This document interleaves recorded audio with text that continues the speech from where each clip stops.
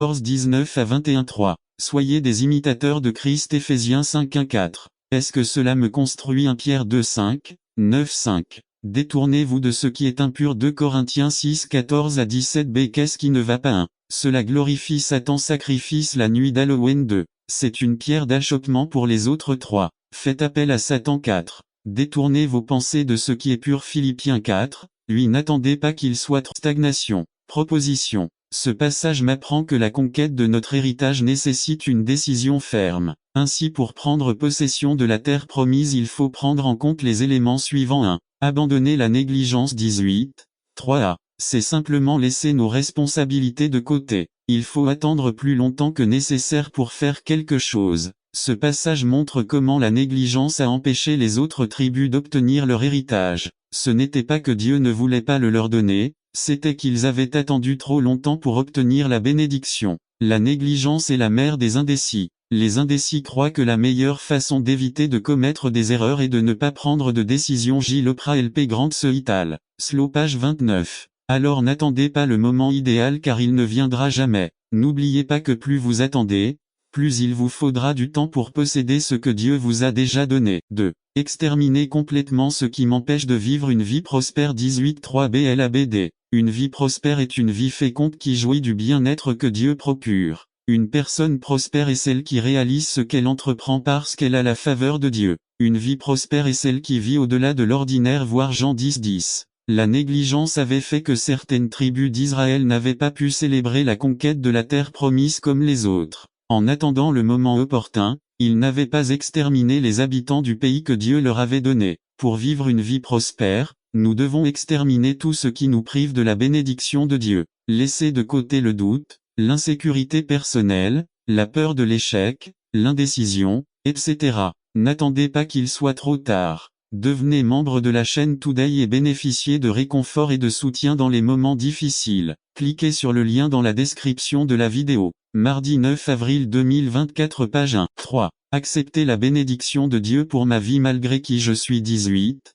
3c. La bénédiction et le bien-être et la prospérité. C'est le désir de Dieu pour chaque personne. Accepter, c'est recevoir volontairement et ouvertement quelque chose. Dans ce cas, c'est recevoir ouvertement la bénédiction de Dieu pour ma vie. Accepter la bénédiction de Dieu, c'est alors mettre de côté toutes les idées fausses sur Dieu et croire que son désir est mon bien-être. Malgré qui je suis, c'est parce que beaucoup de gens se considèrent indignes de la bénédiction de Dieu. Son estime de soi est si faible qu'il considère que Dieu peut bénir d'autres que lui. Le cas de Mephi puisse réaliser pleinement ce que Dieu a prévu pour elle, elle doit prendre le besoin de transformation aussi au sérieux que les mouvements révolutionnaires modernes. Tout au long du Nouveau Testament, ces auteurs savaient combien il était important pour les chrétiens d'être continuellement transformés par Dieu. Parfois, nous nous contentons de ce que nous sommes et pensons que Dieu ne va pas changer notre façon d'être, notre caractère, notre façon de parler, notre façon d'aimer,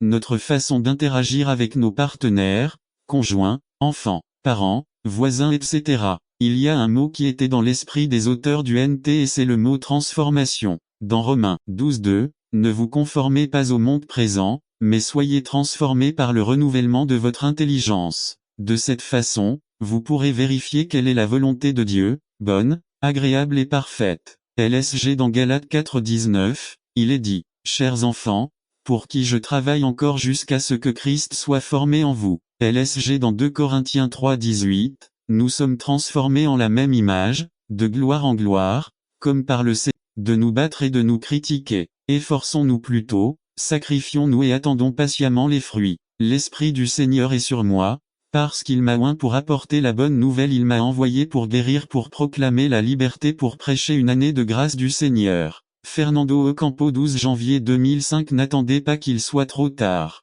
Devenez membre de la chaîne Today et bénéficiez de réconfort et de soutien dans les moments difficiles. Cliquez sur le lien dans la description de la vidéo. Mar 9 avril 2024 page 2. La puissance du défi résumé. Le défi que Jésus nous présente nécessite des gens ordinaires pour un travail extraordinaire. Par Fernando Ocampo. Le pouvoir du défi. Matthieu 14 13 à 21. Introduction. Peut-être avez-vous entendu parler du pouvoir des mots, ou peut-être avez-vous entendu parler de l'énergie positive, ou le pouvoir de la pensée positive. Beaucoup de gens recherchent tout ce qui est positif car cela stimule leur vie. Aujourd'hui, je veux que nous apprenions le pouvoir du défi. Défier signifie provoquer, défier, inciter à la compétition personnelle. De nombreuses personnes n'aiment pas les défis parce qu'elles ont peur de l'inconnu ou parce qu'elles se sentent trop inadéquates pour affronter ce qui les attend. Souvent, les défis ne sont pas bien reçus parce que les gens sont bien dans leur zone de confort et satisfaits de ce qu'ils ont. D'un autre côté, il y a des gens qui aiment les défis et les risques. Il existe une émission télévisée intitulée Fear Factor. Le facteur peur dans ce programme, les concurrents reçoivent un prix qu'ils peuvent gagner. Mais pour l'obtenir, ils doivent passer une série de tests psychologiques pour vaincre leur peur. Ce programme est conçu pour enseigner aux participants qu'un défi demande des efforts et de la persévérance. Transition. À une occasion, Jésus a lancé à ses disciples un grand défi qui ne nécessitait aucun type de test psychologique, mais la foi. Lisons le passage de Matthieu 14. Actuel et physique sur cette terre. N'attendez pas qu'il soit trop tard. Devenez membre de la chaîne Today et bénéficiez de réconfort et de soutien dans les moments difficiles. Cliquez sur le lien dans la description de la vidéo. Mardi 9 avril 2024 page 4 Quand le chrétien est chrétien résumé. La soumission par un chrétien de sa colère à l'esprit. Par Carlos Camarena Quand le christianisme est christianisme texte. Jacques 1 19 à 21 Lecture de la Bible. Éphésiens 4 22 à 32 Introduction à la première partie de Jacques 1 à 18 traitait des thèmes des épreuves et des tentations. Et même si le sujet n'est pas complètement abandonné, la deuxième partie aborde la question de la définition de la véritable religion 1. Au cœur de cette section, l'accent est mis sur le faire. Comment un chrétien se comporte-t-il avec les autres deux? Bien que grammaticalement parlant, le mot religion soit un nom pour Santiago, c'est un verbe. Car en grammaire, le verbe détermine l'action 3. Par conséquent, la religion n'est pas passive, mais active. Une personne authentiquement religieuse est celle qui est capable d'intégrer la connaissance intellectuelle de la religion dans une vie chrétienne pratique. B. James vise à nous montrer quelle est la différence entre un chrétien nominal et un véritable chrétien. Le chrétien nominal connaît intellectuellement la doctrine chrétienne et peut, dans une certaine mesure, prétendre avoir accepté Christ comme son sauveur personnel 1. Il a été baptisé et il est possible qu'il remplisse fidèlement toutes les exigences extérieures de la religion, comme aller à l'église, étudier sa leçon du sabbat ou de l'école du dimanche, rendre sa dîme, etc. 2. Mais le christianisme ou la religion authentique à laquelle Jacques fait référence passe de l'intellectuel aux pratiques. Il fait référence au chemin vers la maturité spirituelle 3. Le christianisme intellectuel, sans la régénération qu'apporte la connaissance du Christ, n'est pas le vrai christianisme. Connaître un domine,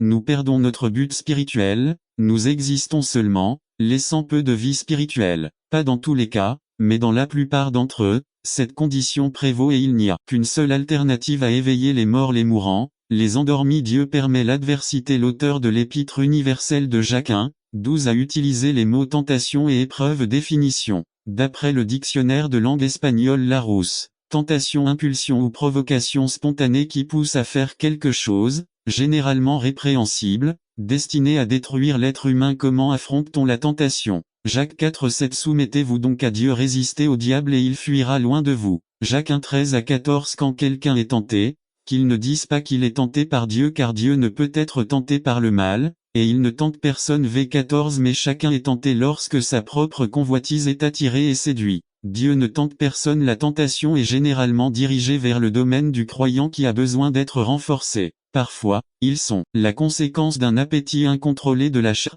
19, 20, 26 N'attendez pas qu'il soit trop tard. Devenez membre de la chaîne Today et bénéficiez de réconfort et de soutien dans les moments difficiles. Cliquez sur le lien dans la description de la vidéo. Mardi 9 avril 2024 page 1 Nos données montrent que nous faisons confiance à Dieu pour bénir tout ce que nous avons, pas seulement ce que nous donnons. Donner à Dieu ce qu'il nous reste ne montre pas notre confiance en Dieu. Proverbe 3, 9 à 19 III. Le don biblique a une destination claire à. Le don biblique soutient principalement la mission de Dieu à travers l'église locale. Malachie 3, 8 à 10. Corinthiens 16 1 à 2 Dieu accomplit sa mission dans le monde à travers la structure qu'il a établie, l'église de. Il faut apporter les dîmes au magasin pour qu'il y ait de la nourriture dans la maison de Dieu, c'est la priorité que Dieu a établie. Galates 6, 10. Les dons bibliques peuvent aller au-delà de votre église, mais ils ne doivent pas entrer en conflit avec vos responsabilités envers elle. Évidemment, chacun est libre à donner à une cause extérieure à l'Église, mais cela ne peut pas être compté dans la dîme, car c'est l'Église qui occupe la place centrale dans le dessein de Dieu de ce que nous donnons en dehors de l'Église ne doit jamais se faire aux dépens de votre contribution au travail de votre Église. Dieu nous guidera concernant tout ce que l'on décide de donner à l'Église du temps, du service et de l'argent. 2 Chroniques 31 11 à 12. Deutéronome 12 5 à 7 III. Apportons nos offrandes là où les serviteurs de Dieu peuvent les utiliser pour prendre soin de la maison de Dieu, en suivant la direction du Saint-Esprit. Ne pas faire cela, c'est voler Dieu. Malachie 3, 8 IV. Le don biblique est la méthode que Dieu a établie pour répondre aux besoins pratiques dans et à travers l'Église. A. Les offrandes servent à soutenir les dirigeants de l'Église. 1 Corinthiens 9 11, 13 à 14. Galates 6, 6 1 Timothée 5, 17 à 18 B. Les offrandes bibliques faites à l'Église servent à soutenir d'autres œuvres de Dieu.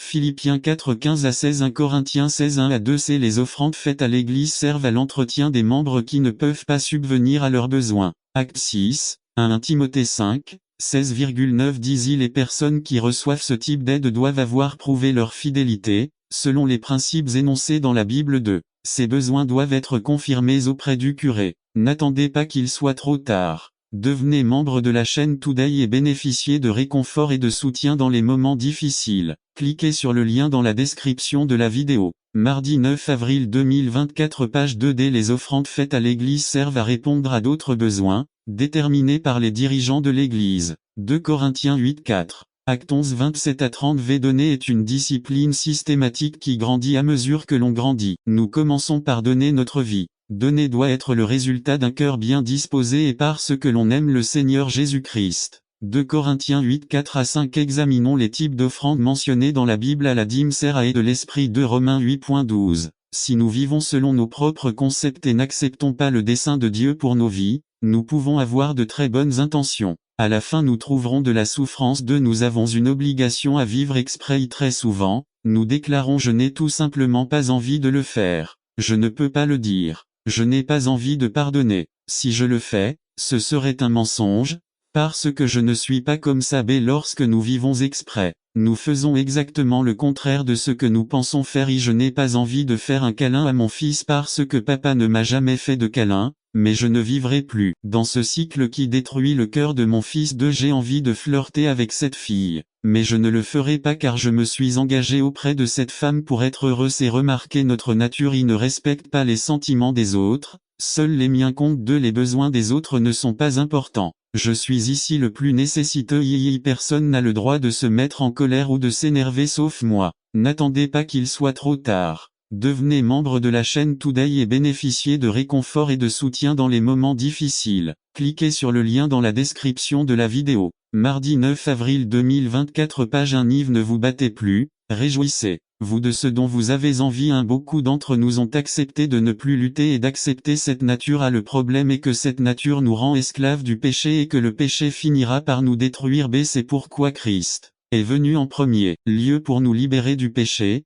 3 Comment vivre avec un but. Faites des plans pour être guidé par l'Esprit de Dieu. Romains 8.14 Je ne ferai pas ce que je ferai naturellement. Il est bon d'attendre tranquillement que le Seigneur vienne nous sauver. Lamentation 3.21 Vous restez tranquille, car le Seigneur combattra pour vous. Exode 14.14 Je ferai ce qui est bien, pas nécessairement ce que je préfère faire. J'observerai volontairement mon comportement. Je sourirai volontairement. Je serai volontairement à l'heure. 3 Je dirai volontairement quelque chose de positif. J'écouterai chaque sermon dans le but d'appliquer quelque chose à ma vie. J'écouterai les plaintes de mon conjoint, de ma famille et de mes amis. Et j'accepterai volontairement ce qui sera améliorer notre relation. N'attendez pas qu'il soit trop tard. Devenez membre de la chaîne Today et bénéficiez de réconfort et de soutien dans les moments difficiles. Cliquez sur le lien dans la description de la vidéo. Mardi 9 avril 2024 page 2 Basta résumé. Ne vivez plus dans la peur, influencé par le doute, lié à l'inactivité. Vive l'évangile du royaume du Christ. Par Aaron Chavez AC. Ne vivez plus dans la peur, influencé par le doute, lié à l'inactivité. Vive l'évangile du royaume du Christ. IAC1. Je ne serai plus esclave du doute, de la peur, de l'adversité, de l'inactivité, du conformisme. 2. Je ne serai plus esclave de ma propre volonté. 2. Je suis choisi par Dieu. Jean 15.16. J'ai été choisi, Dieu m'a appelé, tous nos besoins car près de Dieu se trouve une maison heureuse. C'est pourquoi nous vous invitons à mettre Jésus-Christ à la première place dans votre vie. Ours 2. Application. Si vous cherchez Dieu pour votre vie, si vous mettez Jésus-Christ à la première place dans votre vie, vous trouverez tout ce dont vous avez besoin pour votre vie, tout ce dont vous rêvez, tout le bonheur que vous désirez. Illustration. Il y a quelques années, lorsque je vivais à Madrid, en Espagne, j'avais besoin d'un travail pour pouvoir résoudre mes problèmes et ceux de ma famille. Un soir, un ami est venu me parler d'un emploi dans une banque prêteuse et m'a donné l'adresse pour que je puisse passer un entretien le lendemain.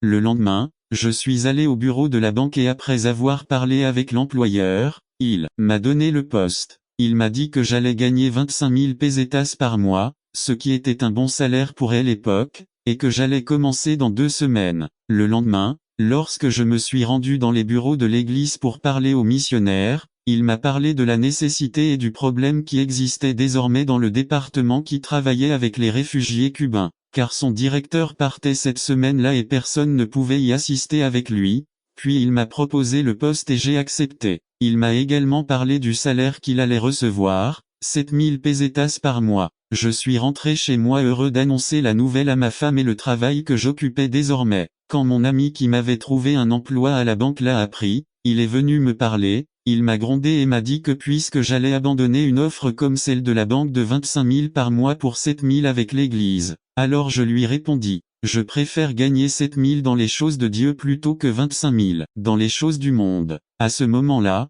j'ai mis Dieu en premier, à ce moment-là, je reconnaissais que la proximité de Dieu est tout ce dont on a besoin, que travailler dans l'œuvre de Dieu est la plus grande chose qu'un chrétien puisse faire et Dieu a fait des merveilles dans ma vie en répondant à tous mes besoins me donner pour aider beaucoup et avoir un foyer heureux. 3. Invitation. Près de Dieu se trouve tout ce dont nous avons besoin. Près de Dieu se trouve tout le bonheur que nous recherchons. Près de Dieu se trouvent toutes choses qui peuvent satisfaire nos besoins. N'attendez pas qu'il soit trop tard. Devenez membre de la chaîne Today et bénéficiez de réconfort et de soutien dans les moments difficiles. Cliquez sur le lien dans la description de la vidéo. Mardi 9 avril 2024 page 5. C'est pourquoi je vous invite. Cherchez Dieu. Recherchez la présence de Dieu pour votre vie. Mettez Jésus-Christ à la première place dans votre vie et vous verrez les merveilles qu'il fera dans votre vie. Mettez Jésus-Christ en premier dans votre vie et vous aurez une vie victorieuse. Cherchez d'abord le royaume de Dieu et sa justice, et toutes les autres choses viendront par surcroît.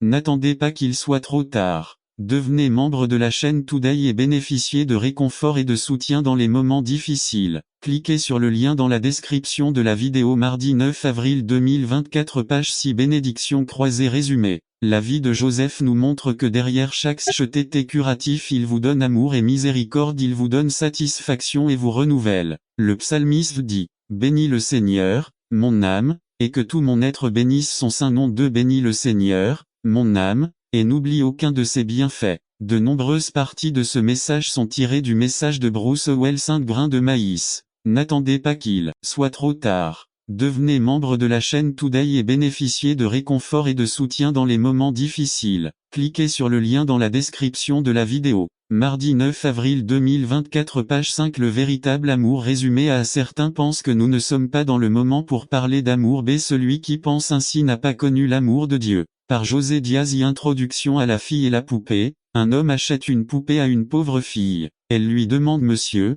était-ce vous Jésus 1. Les enfants sont plus sensibles à l'amour de Dieu. 2. Nous avons tout besoin de Dieu. À certains pensent que nous ne sommes pas dans le moment de parler d'amour. Celui qui pense ainsi n'a pas connu l'amour de Dieu. Qualité du véritable amour. 1. L'amour n'est pas l'engouement. L'émotion c'est l'attraction. La passion. 2. Le véritable amour est un principe qui prévaut malgré les circonstances. J'aime ma femme ou mon mari parce que j'ai décidé d'aimer. 2. Qu'est-ce que l'amour? 1 Jean 4, 10,11 En ceci est l'amour, non pas que nous aimions Dieu, mais qu'il nous a aimés et a envoyé son Fils pour expier nos péchés. 11 Bien-aimés, puisque Dieu nous a tant aimés, nous devons aussi nous aimer les uns les autres. Dieu prend l'initiative d'aimer avec un intense intérêt, les mondes qui n'avaient pas attendu que Jéhovah se lève et balaie les habitants de la terre, mais au lieu de détruire le monde, Dieu a envoyé son Fils pour le sauver. DTG, 28.1. L'univers entier attendait attentivement de Dieu a envoyé son Fils. Prenons l'initiative d'aimer, n'attendons pas qu'il soit trop tard. Devenez membre de la chaîne Today et bénéficiez de réconfort et de soutien dans les moments difficiles. Cliquez sur le lien dans la description de la vidéo. Mardi 9 avril 2024 Page 1b Le mariage C La famille D La maison E L'église F La communauté G Le pays H Le monde 1 Tout fonctionnerait mieux si nous prenions l'initiative d'aimer d'abord, au lieu de que nous soyons aimés en premier. II. Absence d'amour de John 5, 42-42 Au contraire, je sais que vous n'avez pas l'amour de Dieu en vous. Allez plus obéissant n'ont pas eu l'amour 1. Le chrétien sans amour est A comme une rivière sans eau B. La mauvaise pièce du puzzle C comme les mauvaises nouvelles D comme un jardin sans fleurs E. Un ornement les F. La fausse note G comme un accident 2.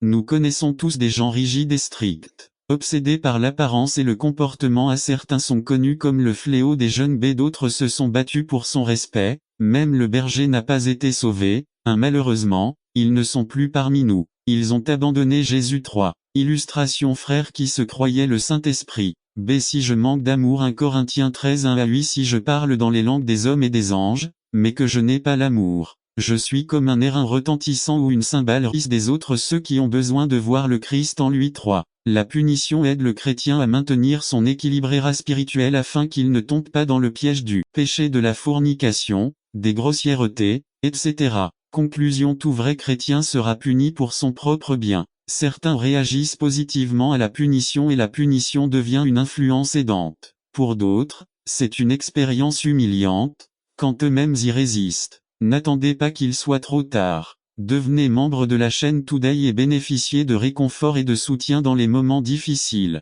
Cliquez sur le lien dans la description de la vidéo. Mardi 9 avril 2024 Page 2 Conquérir notre monde résumé. Comment se conquérir soi-même et conquérir le monde. Par Lauro C. Hernandez Rencontre avec Dieu Acte 20-22 Maintenant, voici, je suis lié en esprit, je vais à Jérusalem, sans savoir ce qui m'arrivera là-bas à la conquête de notre monde je vais à Jérusalem Introduction. Pour conquérir le monde, nous devons aller à Jérusalem. Avant d'entrer dans le monde, nous devons retourner à Jérusalem et affronter les points qui peuvent nous donner la victoire ou nous conduire à la défaite. Et nous devons aller à la ville de Sainte. Elle a été reconnue comme la ville sainte APS 24 à 5 qui montera à la montagne du Seigneur, et qui sera dans son lieu saint, celui qui a les mains propres et le cœur pur, celui qui n'a pas élevé son âme vers des choses vaines, ni juré de manière trompeuse, il recevra la bénédiction du Seigneur et la justice du Dieu de salut. B. Nous ne pouvons pas conquérir le monde sans avoir conquis la ville de sainteté 1.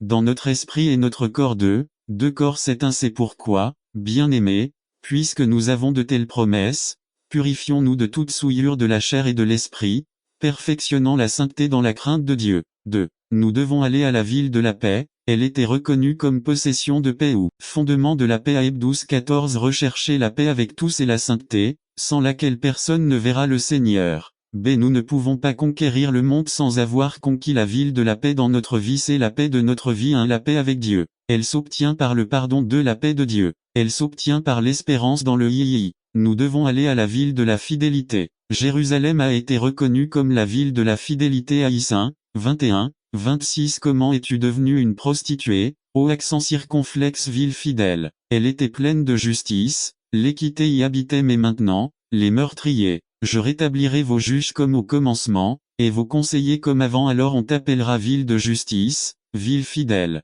B. Nous devons apprendre à être fidèles avant d'essayer de vaincre 1. Luc 16-10 Celui qui est fidèle dans les moindres choses l'est aussi dans les grandes et celui qui est injuste en peu de choses, n'attend pas qu'il soit trop tard. Devenez membre de la chaîne Today et bénéficiez de réconfort et de soutien dans les moments difficiles. Cliquez sur le lien dans la description de la vidéo. Mardi 9 avril 2024 Page 1 C'est aussi tout au plus injuste. IV. Nous cœur s'ouvrira, votre cœur ne s'ouvrira que de l'intérieur. N'attendez pas qu'il soit trop tard. Devenez membre de la chaîne Today et bénéficiez de réconfort et de soutien dans les moments difficiles. Cliquez sur le lien dans la description de la vidéo Mardi 9 avril 2024 Page 5. Où est Dieu dans vos tribulations résumé. Beaucoup d'entre nous pensent à l'Apocalypse avec un Dieu plein de colère et prêt à faire frire tous les méchants au feu et au soufre. Mais la bonne approche de l'Apocalypse n'est pas de trouver Dieu un tyran mais pour trouver un Dieu aimant qui prend soin de ses brebis comme le paie par Ézéchiel Alanis. Où est Dieu dans vos tribulations Apoc 6, 10 Imaginons que nous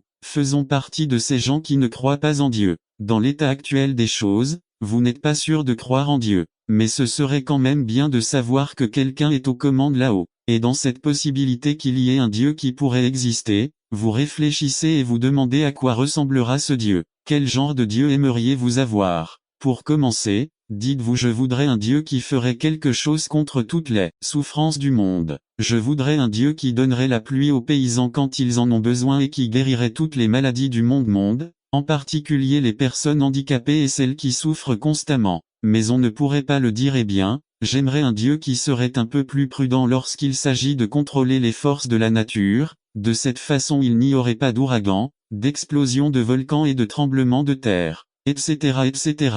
De même, nous pourrions avoir quelqu'un qui voudrait un Dieu capable de comprendre nos faiblesses, qui comprend que l'on fait des erreurs en tant qu'être humain et en même temps pardonne quand nous faisons quelque chose de mal, et non un Dieu qui menace de me faire frire dans un lac de du feu et du soufre pour chaque petit péché que je commets. Beaucoup d'entre nous aimeraient un Dieu qui rendrait justice. Où est Dieu quand des innocents souffrent? La plupart d'entre nous aimeraient que justice soit rendue lorsque nous souffrons du traitement infligé à une deuxième personne. Dans le livre d'Apocalypse 6:10, nous voyons les saints dire jusqu'à quand, ô Seigneur, nous aimerions que Dieu rende justice à ceux qui ont souffert aux mains de Hitler, Nazi Joseph Staline, Nazi Idi Amin, sous le règne d'Idi Amin dans les années 1970, jusqu'à un demi-million d'Ougandais ont été tués. D'autres ont été emprisonnés et torturés et les nombreux Asiatiques du pays ont été expulsés. Le fils du brutal n'attendait pas qu'il soit trop tard. Devenez membre de la chaîne Today et bénéficiez de réconfort et de soutien dans les moments difficiles.